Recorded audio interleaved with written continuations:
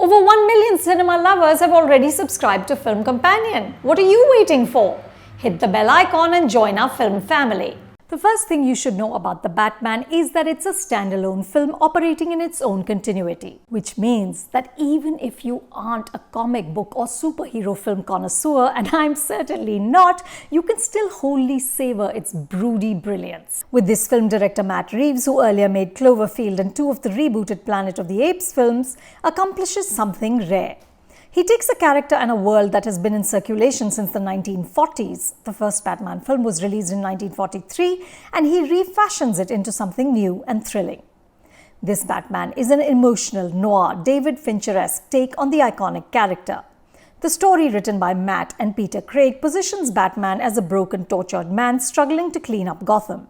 But the city, overrun by corruption, greed and violence, is proving to be an insurmountable cesspit.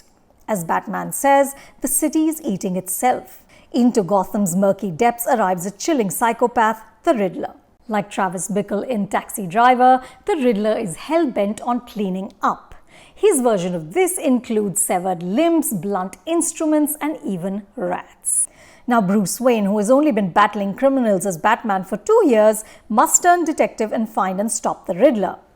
The film is partially a police procedural, with Batman racing against time to solve riddles that are left with each body and to stop the next killing. But it's also a disturbing and gripping portrait of a collapsing world.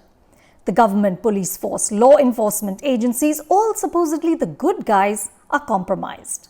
Like in Todd Phillips' Joker, here too the filth is literal. The streets of Gotham are as grimy as they are dangerous. The darkness is also literal. Most of the action takes place at night. I don't recall a single frame in which the sun is shining. DOP Craig Fraser, who also shot the visually stunning Dune, imagines Gotham as a stylized Gothic hellscape. He imbues the city with a grim beauty bathed in reds, blacks, and greys. At one point, Batman says, "I am the shadows." This plays out through the film, with the Batman stepping out of the shadows in several scenes like a phantom protector of the city. There are also several close-ups of his thumping heavy-set boots, which announce his arrival, working like a more frightening version of a drum roll before a heroic entry.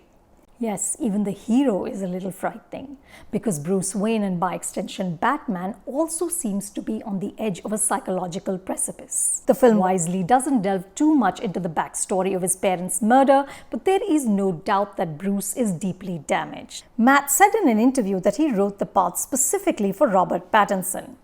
The actor brings to the character a singular mix of strength and scarring. When Batman removes his cowl, there is black makeup around his eyes, a choice which could have come off as dainty and hollow, but Robert makes it feel organic.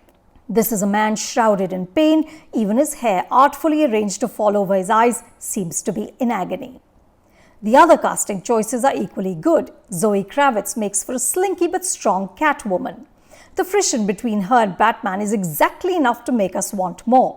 Colin Farrell, unrecognizable under prosthetics, is a marvelous Penguin. Paul Dano as the Riddler, John Turturro as the crime boss Carmine Falcone, Andy Serkis as Alfred, and Jeffrey Wright as Lieutenant James Gordon, Batman's only ally, are all terrific. The Batman runs for nearly 3 hours, but the storytelling is so nimble that the duration doesn't weigh down the film. Neither does the action. The centerpiece is this superbly staged sequence in which Batman pursues Penguin. There's also a shootout which takes place in the dark. The only light source is guns firing. It's dazzling.